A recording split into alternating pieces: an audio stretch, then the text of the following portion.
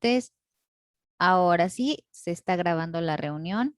A partir de ahorita pueden empezar a anotar sus nombres en el chat. La primerita que lo puso fue Dana Paola, pero creo que lo puso antes de que le pusiera yo grabar. Entonces, si puede volverlo a poner, por favor, Dana, para asegurarnos de que sí esté su nombre grabado en el pase de lista. Mm, y voy a empezar a compartir pantalla, chicos. El día de hoy sí van a tener muchas participaciones, vamos a tener lectura, así que recuerden levantar su manita para poder participar. Ujú. Ok, ahí está. Muy bien. Creo que ustedes ya están viendo en su pantalla la presentación. Lo que vamos a ver el día de hoy, primero que nada, es la evolución del universo y vamos a ver un poquito de historia del conocimiento del universo en nuestro país. ¿Ok? Eh, pues el tema es tiempo y cambio. Nosotros vamos a estar trabajando con este tema aproximadamente 2 semanas. Recuerden que tenemos muy poquitas actividades. Si escuchan una gata latosa, no se preocupen, ahorita se calla. Ya se fue a comer. No le hagan mucho caso.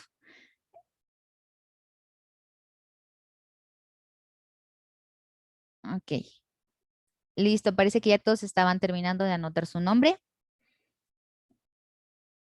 Así que vámonos con la primera diapositiva. Y vamos a hablar el día de hoy sobre la astronomía prehispánica en México. Recordemos que es prehispánico, no prehistórico.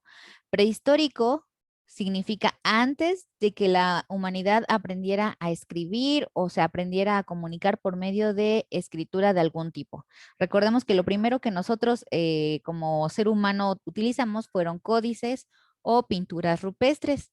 Eh, a partir de que la humanidad empezó a hacer pinturas rupestres, ahí empezó la historia.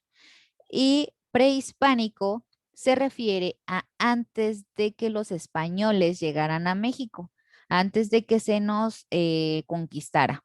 Entonces, la astronomía prehispánica data de antes de la conquista en México, ¿ok? No es prehistórico, es prehispánico. Ah, primer punto, ¿quién me ayuda a leer? Levanten su manita. Evelyn, segundo K, por favor. La astronomía prehispánica en México. Para comenzar, debemos recordar que la astronomía en la etapa prehispánica ayuda a definir los roles entre las civilizaciones en su organización espacial y temporal. Hasta ahí, muchas gracias, Evelyn. Aquí vamos a ver la organización espacial, no significa que sea en el espacio exterior. Estamos hablando de su organización espacial en el terreno. Cómo organizaron sus estructuras, cómo edificaron, dónde ubicaron cada una de las construcciones en el espacio que tenían. Y temporal, en qué espacio de tiempo fue que los edificaron y el por qué. Sigue, por favor, Lluvia, en el segundo punto, por favor. El estudio de los astros se convirtió en una forma especial de culto, porque con ello se ayudaban a entender la naturaleza. Muchas gracias, Lluvia. Eh, recuerden que nosotros ahorita ya sabemos muy bien las temporadas del año, conocemos cómo va a estar más o menos en cuestión de clima. Sin embargo, en aquellos entonces no lo sabían. Necesitaban a fuercita conocer qué era lo que venía para poder prever sus tiempos, sus cosechas, todo. Entonces, con esto, con los astros, se ayudaban a estudiar la naturaleza y poder prevenir ciertas estaciones del año y cuestiones naturales. Dana, segundo J, tercer punto, por favor. La astronomía mesoamericana fue responsable de la edificación de grandes estructuras arquitectónicas y el establecimiento de trazas urbanas orientadas hacia eventos celestes en los orientes. Las alineaciones arquitectónicas no solo están dirigidos hacia la salida opuesta solar en momentos astronómicamente importantes como solsticio y equinoccio, sino que se privilegian igualmente direcciones especificadas a partir de algunas de las propiedades del sistema calendárico mesoamericano. Muy bien, muchas gracias.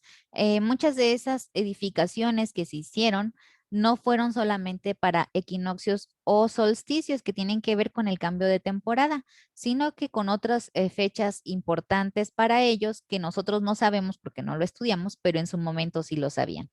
Cristian Basilio, por favor, cuarto punto.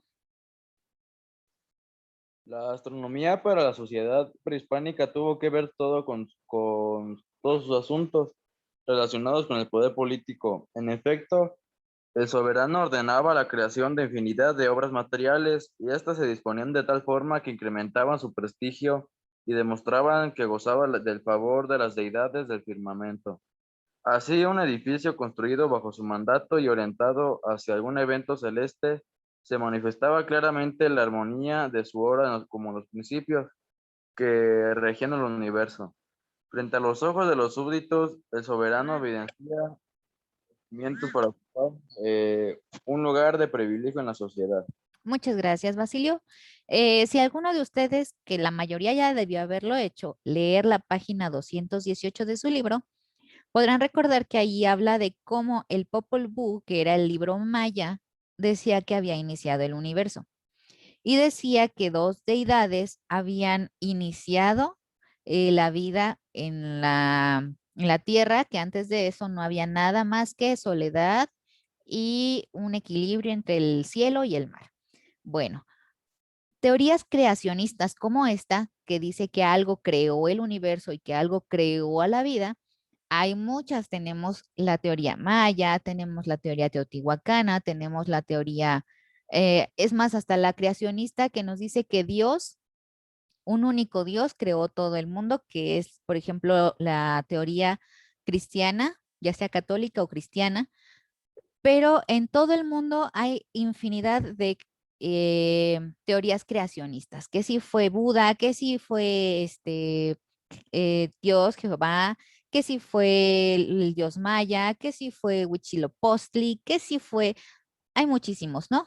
Entonces, para la sociedad prehispánica, el poder edificar un monumento o una pirámide donde se pudiera alinear con algún evento celeste significaba que los dioses estaban a favor de su mandato, que él era el mero chido porque los dioses lo habían puesto ahí. Entonces, para ellos era un logro muy grande tener una edificación así, ¿ok? Entonces, lo mismo pasaba, por ejemplo, con los egipcios, también tienen pirámides muy importantes y también ellos tenían deidades, o sea, también ellos creían en sus dioses, diferentes dioses. Entonces, no es cosa solamente de la cultura prehispánica en México, sino de muchas culturas el hacer este tipo de edificaciones dependiendo de sus creencias. ¿Quién me ayuda a leer que no hayan sido de los que ya leyeron, por favor? Levanten su manita. O los vamos a designar.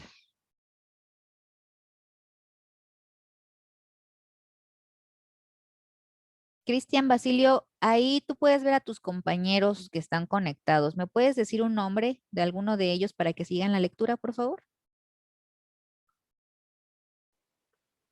Areli, Muchas gracias. Areli, active su micrófono y ayúdeme a leer el punto de los calendarios. El sistema calendárico mesoamericano posee dos cuentas, un solar conocida como Shipowali. Xiuhpoali Náhuatl o Oat Maya de 365 días divina en 18 periodos de 20 días más 5 adicionales y otra ritual conocida como Tonalpohualli o Totzitlán de 260 días organizada en 20 trecenas. Ambas cuentas comenzaban simultáneamente, pero después de 260 días se desfasaban y avanzaban independientemente. Sin embargo, había un esperar 52 años de 365 días para que de nuevo las dos cuentas coincidencias y reiniciaran de manera sincrónica. En ese periodo de años, la cuenta ritual se había completado 73 veces, es decir, se cumplía la relación básica 52 entre 73 igual a 260 entre 365 en ocasión del fin y del inicio de cada periodo de 52 años se efectuaba solamente Solemnes. solemnes ceremoniales en los que se encendía el llamado fuego nuevo. Muchas gracias, Areli. Entonces, como podemos ver, los náhuatls y los mayas tenían calendarios parecidos, entre comillas, y ellos ya contaban con una cuenta de año de 365 días. Uno lo dividía en 18 periodos de 20 días y los otros lo dividían en 20 trecenas, ¿ok? Entonces, los dos empezaban al mismo tiempo, después se desfasaban y cada 52 años hacían una pachanga, ¿ok? Para encender el fuego nuevo, donde se reiniciaba la cuenta. Karen tenía levantada la manita, no sé si quiera leer o quería participar de algún modo. Quiero leer. Muy bien, Karen, por favor, el segundo punto. Muy bien. Dice, una peculiaridad de la variante zapoteca del calendario es que dividía la cuenta ritual pilla zapoteco en cuatro partes de 65 días. A cada una de estas se le llama cosijo y se le consideraba como la deidad que era la causa de todas las cosas sobre la tierra. Nos encontramos obviamente frente a la edificación del tiempo. Muchas gracias, Karen. En los zapotecos tenían la deidificación, o sea, tenían un dios del tiempo. Cada uno se le llamaba cosijo y entonces así ellos dividían el calendario. ¿Ok? ¿Hasta aquí tenemos alguna duda? Su silencio me dice que no. Entonces vamos a avanzar a la siguiente diapositiva. El sol, ¿quién me ayuda a leer? Levanten su manita o lo vamos a designar. Julio César levantó la mano, por favor, primer punto. Para los mesoamericanos, el Sol fue sin duda el astro más importante por su brillantez y la regularidad en su movimiento aparente. Era la más pura manifestación del movimiento y por eso fue deificada. El padre Shagum informa que lo concebían como la esencia de lo sagrado. Inteot Quizoteneki Tonatiuh, Dios quiere decir sol. Muchas gracias. Es Inteotl, ¿ok? Porque por ahí lo escuché muy gringo a Julio. Inteotl Quitosneki Tonatiu. Dios quiere decir sol. Ellos decían que el sol era un dios. ¿Y cómo no iban a decir que el sol era un dios si proveía de luz, proveía de calor? Gracias al sol crecían sus cultivos. Entonces, pues para ellos era una deidad, era un dios. Segundo punto, alguien me había levantado la mano. Kevin Alexander, por favor. Cuando se deseaba expresar gráficamente lo sagrado en sus jeroglíficos, utilizaban precisamente un disco solar, como el caso de los Teoponirco Tleopan sobre la tierra sagrada. Muchas gracias. Me había levantado la mano alguien más, pero no alcancé a ver quién porque abajo. Evelyn, ya usted ya leyó, así que ya no la voy a dejar. ¿Alguien más que quiera leer? Karen también ya leyó, Maestra. así que ya no. Alexa, por favor. Para los mayas, el sol representaba la manifestación más sagrada en el universo. Su nombre más común era Kin, que significa no solo sol, sino también día. Su representación humana era a través de su rostro, que muestra grandes ojos viscos y en la frente un glifo en forma de flor de 4 pétalos. Muchas gracias.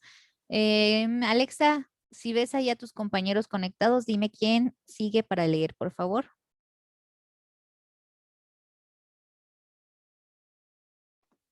Graciela. Graciela, segundo J. El cuarto Sí. punto, por favor.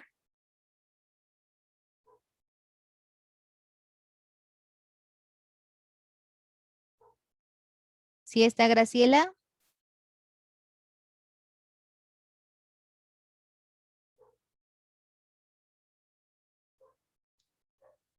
Graciela no está, pero Andrés de segundo J me dice que él quiere leer. Por favor, Andrés, el último punto. Sí.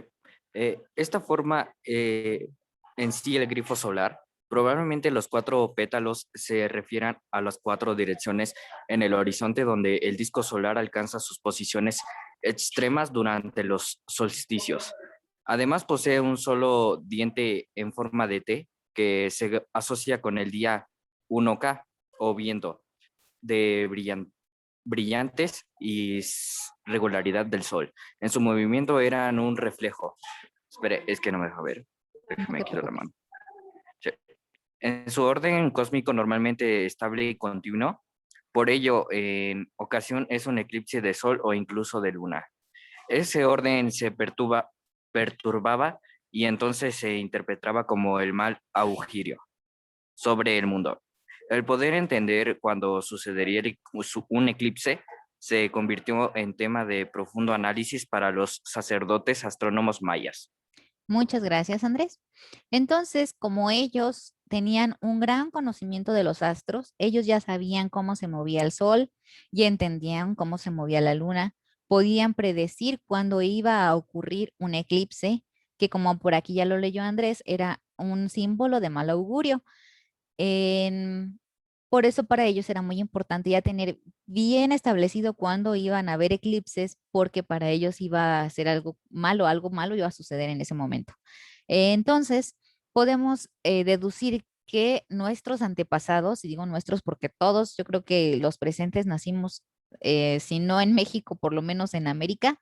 Si alguien nació en Europa o en Asia, por favor me dicen, pero si nacimos dentro del territorio americano, tenemos antecedentes mesoamericanos prehispánicos. Entonces, ya sabían cómo eran estos movimientos. Eran personas muy avanzadas, más que la gente europea, porque ellos ya sabían cómo se movía, ya podían realizar cálculos muy grandes. Entonces, eh, ellos ya tenían bien estudiado todo el movimiento am, cósmico a pequeña escala. Recordemos que ellos no tenían telescopios, sin embargo, a pura observación podían hacer este tipo de cálculos. ¿Ok? Y ellos no tenían mucha herramienta para hacerlo. Eh, ¿Quién quiere leer? Levanten su manita, por favor. Evelyn, usted ya leyó, Evelyn. Dele chance a los demás.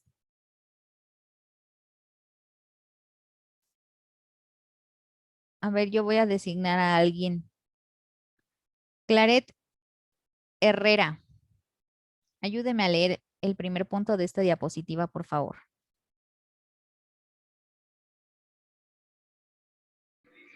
Como una consecuencia de la observación del cielo en Mesoamérica, se desarrollaron diversos criterios para establecer la orientación de las grandes estructuras arquitectónicas. Arquitectónicas. Eso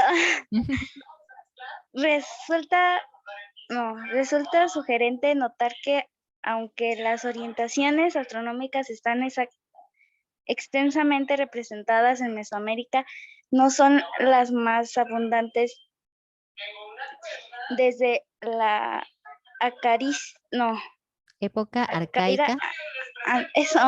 La observación, el observador prehispánico se habría percatado de diversos eventos solares que definían direcciones particulares en el paisaje.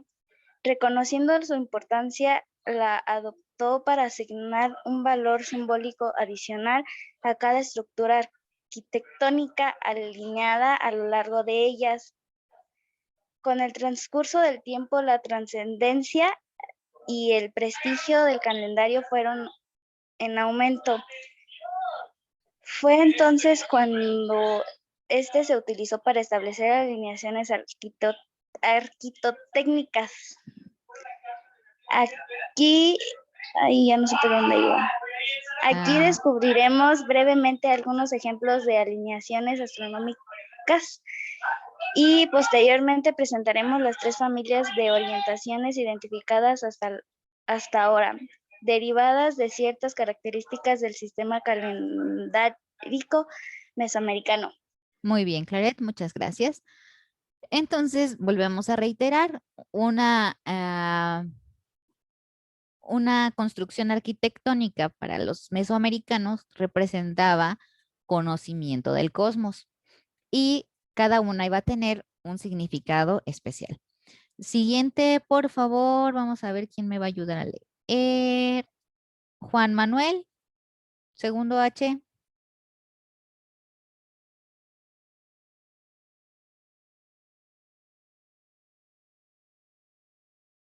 Si están en celular, tomen en cuenta que pueden hacer un poquito más grande, igual que como una imagen, pueden hacer un poquito más grande la diapositiva para leer lo que les toca. Si creen que está un poquito chiquita la letra. Juan Manuel, ¿sí está por ahí o no? Sí, porfa. Por favor, Juan. El conjunto arquitectónico de la Plaza de la Estela en Xochicalco. se construyó como un observatorio para calificar la duración exacta del año solar. De pie en la estela, el observador registra la salida del sol precisamente en el eje de simetría del templo. De frente en el día del equinoccio de primavera y en el de otoño al llegar el día del solsticio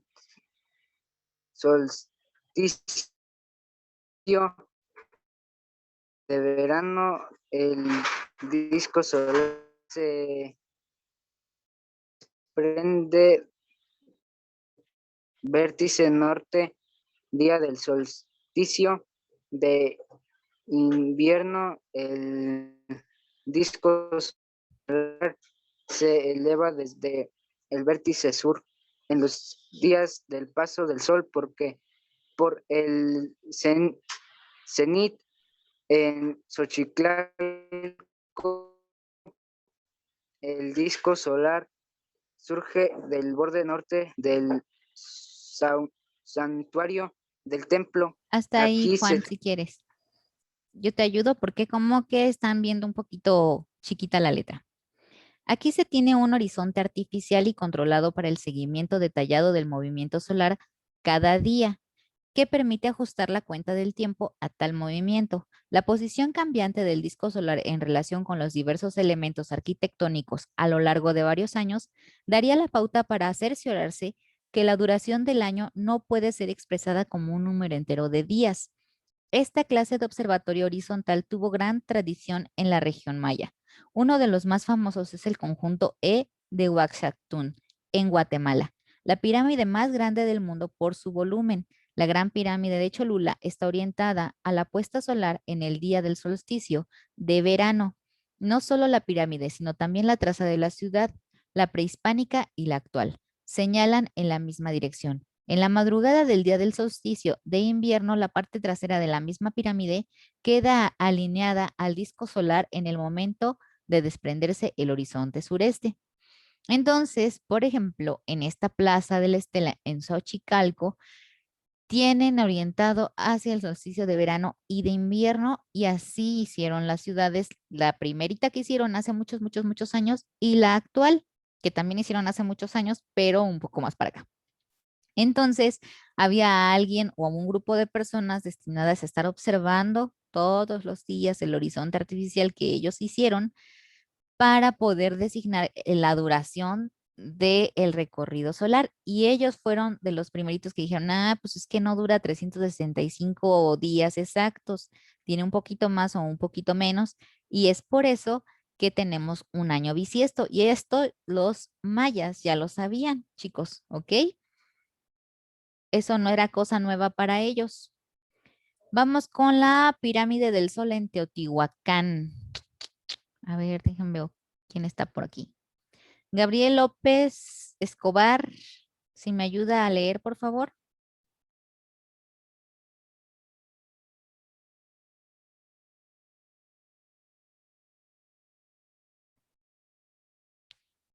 Gabriel López.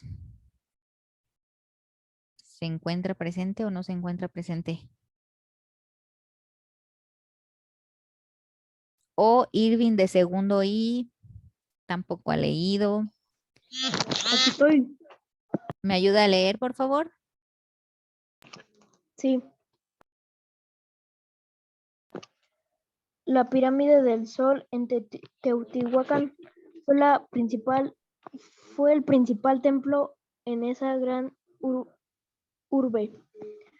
Su eje de simetría y la línea perpendicular a este, es decir, la Avenida de los Muertos, define la traza urbana. La alineación solar al frente de esta pirámide se da en el ocaso de los días 29 de abril y 13 de agosto. Por otra parte, en la madrugada de los días 12 de febrero y 29 de octubre, la pirámide se alinea con el sol naciente. Ciertamente, esas fechas no corresponden a ningún evento astronómico importante como equinoccio o solsticio.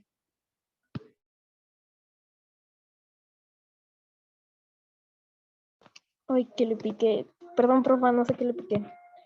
La importancia de esta elección radica en que ambas parejas de fechas dividen el año solar en una proporción que se obtiene a partir de ciertos números calendáricos mesoamericanos. Si nos colocáramos en la cúspide de esta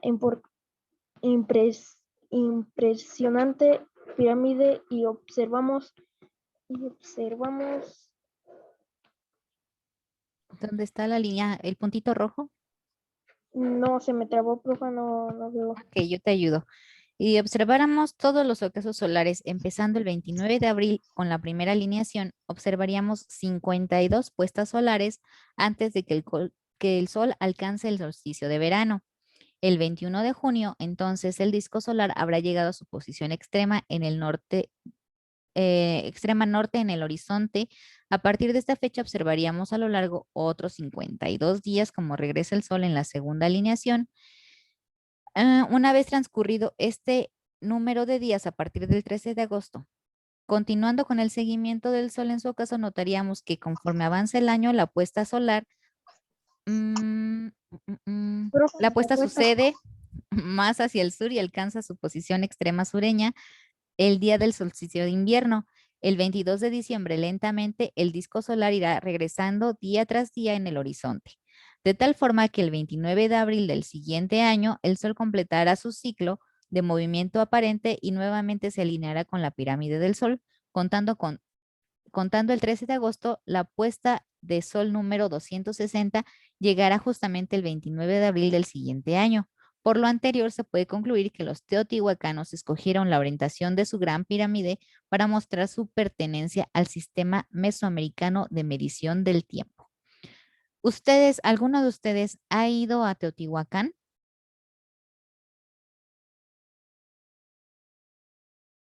A ver, alguno que haya ido. ¿No? Bueno, pues a ver si un día podemos hacer un viaje escolar para que puedan ver lo impresionante que son estas pirámides. Está la pirámide del Sol y la pirámide de la Luna. Dejen checo la hora, muchachos, porque si no se nos va a acabar el tiempo. Y ya se nos terminó. Entonces vamos a seguir la siguiente clase. Pueden ir saliendo si ya anotaron su nombre en el chat, pues ya. Y si no, anótenlo y pueden ir saliendo. Nos vemos la siguiente clase el día viernes a las 3 de la tarde. Adiós, Adiós, maestra. profe, que le vaya bien. Mañana mando trabajo nuevamente, ¿eh? Cuídense mucho. Hasta luego, profe, hasta la próxima clase. Hasta luego, cuídense. Adiós, profe, bonita tarde. Adiós, Jocelyn, igualmente. Dios me trae. Adiós. Bye, Juan.